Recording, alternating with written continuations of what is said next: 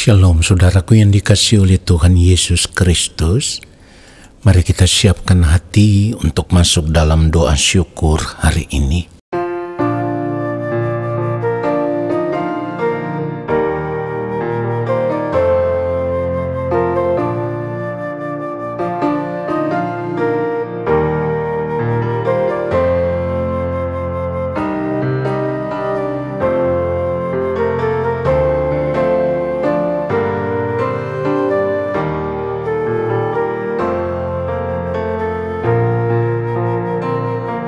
Satu hal telah ku minta kepada Tuhan, itulah yang ku ingini.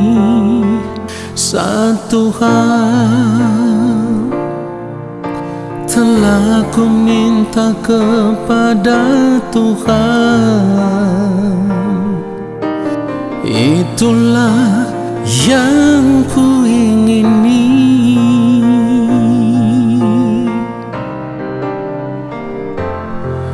Diam di rumah Tuhan seumur hidupku, menyaksikan kemurahan Tuhan dan menikmati bait-Nya.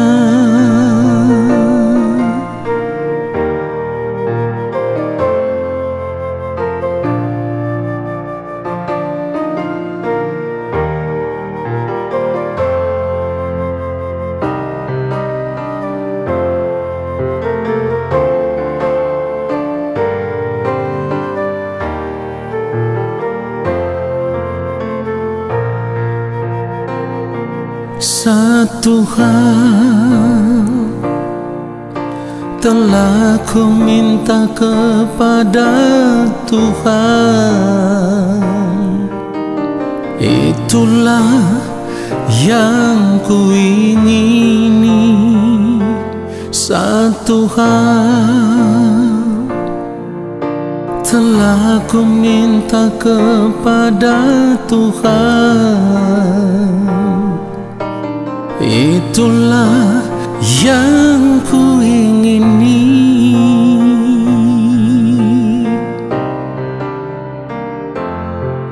Diam di rumah Tuhan seumur hidupku, menyaksikan kemurahan Tuhan dan menikmati bait-Nya.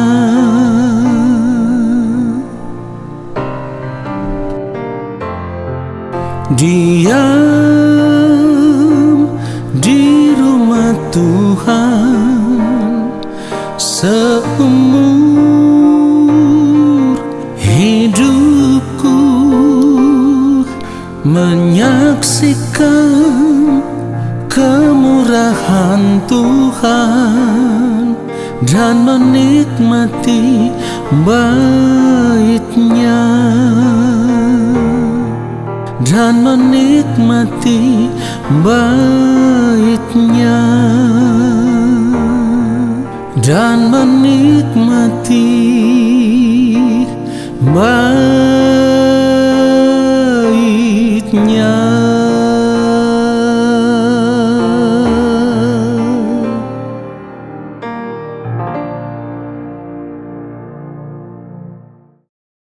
Mari kita berdoa. Bapa yang Maha Kudus, kembali saat ini kami semua mau duduk diam di kaki Tuhan. Kami mau mendengarkan Bapa berbicara bagi kami. Kuduskanlah hamba-Mu, supaya ketika hamba berbicara menyampaikan kebenaran firman Tuhan ini, hamba ada di dalam kesucian kekudusan-Mu ya Allah. Lalu apa yang keluar dari lidah bibir mulut hamba hanyalah kebenaran yang meneguhkan iman percaya kami, yang membawa kami semakin bertumbuh di dalam pengenalan akan Tuhan secara benar. Di dalam nama Tuhan Yesus Kristus kami berdoa, haleluya, amin. Saudara yang dikasihi oleh Tuhan Yesus Kristus, sebagai orang percaya kita harus benar-benar memeriksa manusia batinia kita, ya. Kita harus memeriksa selera jiwa kita.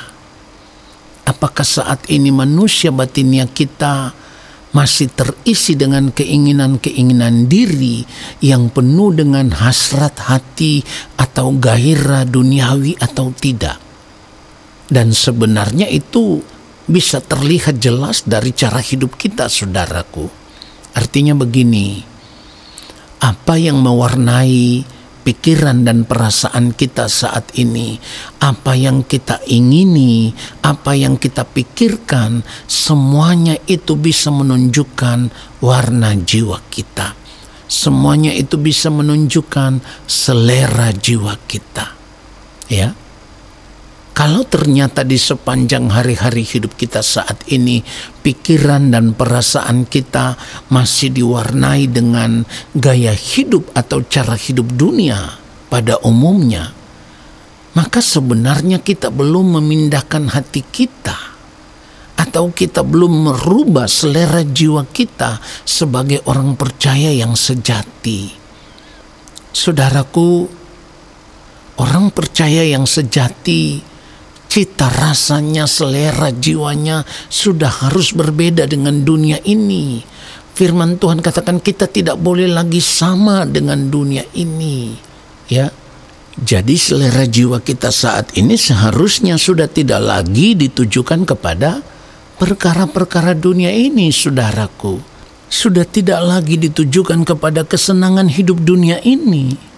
Nah, sebagai orang percaya yang benar-benar merindukan kerajaan Allah, yang benar-benar merindukan langit baru dan bumi yang baru, atau yang benar-benar merindukan kota yang kudus, Yerusalem baru, maka warna jiwa kita, selera jiwa kita, cita rasa jiwa kita sudah tidak lagi duniawi, tetapi cita rasa jiwa kita itu sudah cita rasa surgawi, ya.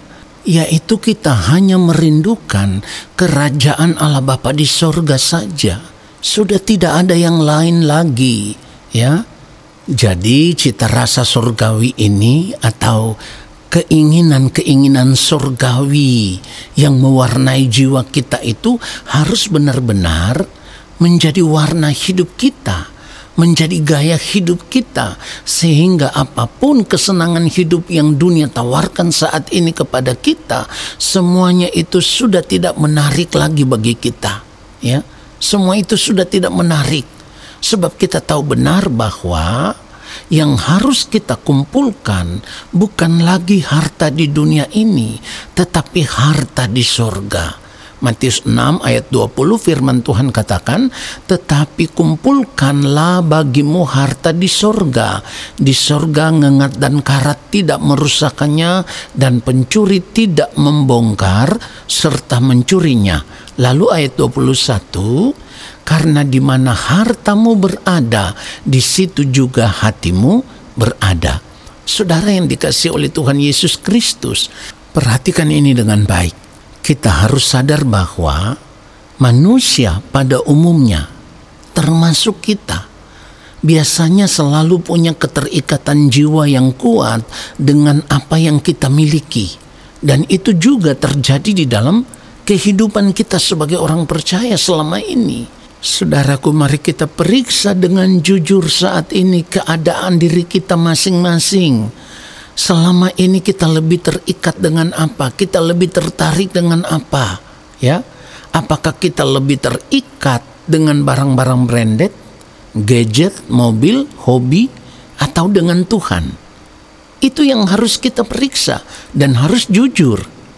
Kalau ternyata hati kita belum benar-benar terikat dengan Tuhan secara utuh, ya, secara penuh, dan masih terbagi dengan kesenangan-kesenangan hidup yang lain, maka hidup kita sebagai orang percaya menjadi tidak berkenan di hadapan Tuhan.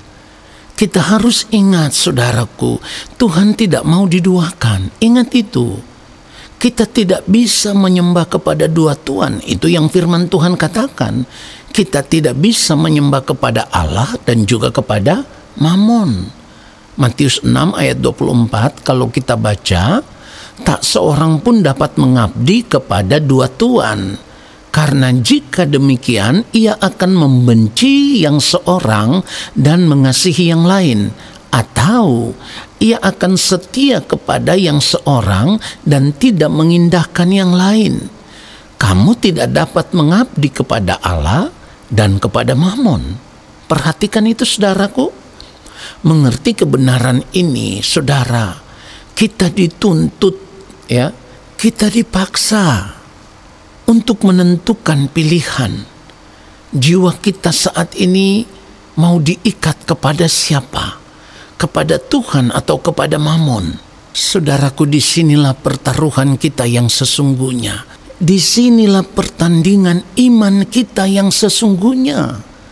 Sebab sebagai orang percaya, cita rasa jiwa kita itu harus benar-benar sama dengan cita rasanya yang mulia Tuhan kita Yesus Kristus.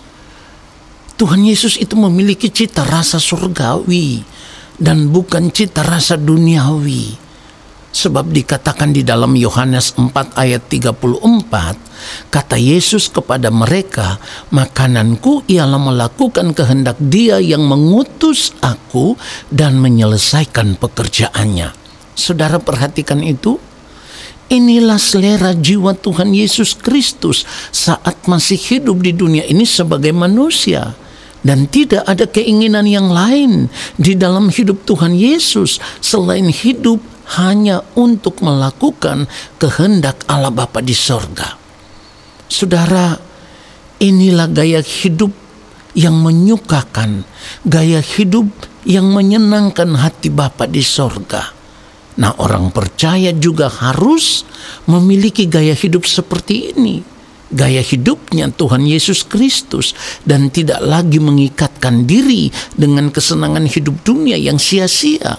Saudaraku, kita semua harus sadar, sebagai orang percaya kita dituntut untuk memiliki gaya hidup atau cara hidup yang demikian, yaitu gaya hidup Tuhan Yesus. Dan tentu bukan tanpa tujuan. Kalau kita harus memiliki cara hidup seperti Tuhan Yesus Kristus, itu ada tujuannya. Dan tujuannya yaitu supaya nanti ketika kita berada di balik kematian, kita bisa mendengar Bapa berkata, inilah anakku yang kukasihi, kepadanya lah aku berkenan. Itulah yang dikatakan di dalam Matius pasal yang ketiga ayat 17. Lalu terdengarlah suara dari sorga yang mengatakan, inilah anakku yang kukasihi, kepadanya lah aku berkenan. Nah, saudaraku, itulah yang dikatakan oleh Bapa di sorga ketika Tuhan Yesus hidup dalam ketaatan penuh untuk melakukan semua yang menjadi kehendak Allah Bapa di sorga. Perhatikan ini, sekalipun dalam melakukan kehendak Allah Bapa di sorga itu, Tuhan Yesus harus rela dan tetap taat sekalipun. Tuhan Yesus harus mengalami penderitaan yang sangat luar biasa. Saudara, jadi kalau kita mengaku diri sebagai orang percaya, kita mengaku kita percaya kepada Allah di dalam Tuhan Yesus Kristus, tetapi kita tidak hidup sama seperti Kristus telah hidup, maka sesungguhnya kita tidak percaya kepada Allah. Perhatikan itu. Sesungguhnya kita tidak percaya kepada Allah. Dan itu artinya di balik kematian nanti, Allah tidak akan pernah mengenal kita sebagai anak-anaknya. Itu juga artinya kita akan terbuang ke dalam kebinasaan. Jadi saudaraku, jangan sia-siakan kesempatan hidup kita saat ini. Saya ulang sekali lagi, jangan sia-siakan kesempatan hidup kita saat ini. Selama kita masih hidup di dunia ini, pergunakan kesempatan hidup saat ini untuk bertobat, untuk berbalik kepada Tuhan, untuk hidup benar di hadapan Tuhan, untuk merindukan Tuhan saja dan kerajaan-Nya, memindahkan hati kita ke dalam kerajaan Allah Bapa di sorga, supaya di ujung kehidupan kita nanti, hidup kita boleh ditemukan berkenan di hadapan Bapa, dan kita boleh diterima di dalam kerajaan-Nya. Biarlah kebenaran firman Tuhan ini benar-benar menyadarkan kita semua. Tuhan Yesus memberkati kita semua. Amin. Mari kita berdoa, saudaraku. Allah Bapa yang Maha Kudus, terima kasih untuk kebenaran firman-Mu yang sungguh menyadarkan kami bahwa saat ini kami harus memeriksa keinginan-keinginan diri kami. Dan kalau masih ada keinginan yang tidak sesuai dengan kehendak Bapa di sorga, kami mau tanggalkan itu semua. Kami mau lepaskan itu semua. Kami tidak mau lagi terikat dengan segala keinginan yang tidak sesuai dengan kehendak-Mu ya Bapa. Dan saat ini kami hanya mau mengarahkan fokus hidup kami hanya tertuju kepada kerajaan-Mu. Lalu di sepanjang sisa umur hidup kami mau berjuang untuk hidup benar di hadapan Tuhan. Hidup tidak bercacat, tidak bercela. Hidup kudus, supaya kehidupan kami benar-benar berkenan di hadapan-Mu ya Allah, dan memuliakan Engkau. Terima kasih Bapa untuk firman-Mu yang sudah memberkati kami. Saat ini kami semua mengangkat tangan di hadapan Allah Bapa di sorga. Kami percaya Engkau akan menurunkan tangan dan memberkati hidup kami. Turunlah atas kehidupan kami segala berkat kasih karunia daripada Allah Bapa di sorga. Rahmat cinta kasih yang berlimpah-limpah dari Gembala Agung yang mulia Tuhan Yesus Kristus, di dalam persekutuan yang manis dengan Roh Allah yang kudus, menyertai langkah hidup kami dan memberkati kami sekarang dan sampai selama-lamanya. Amin. Saudaraku, terima kasih sudah mengikuti doa syukur hari ini. Sampai jumpa dalam doa syukur besok hari. Tuhan Yesus memberkati kita semua. Shalom.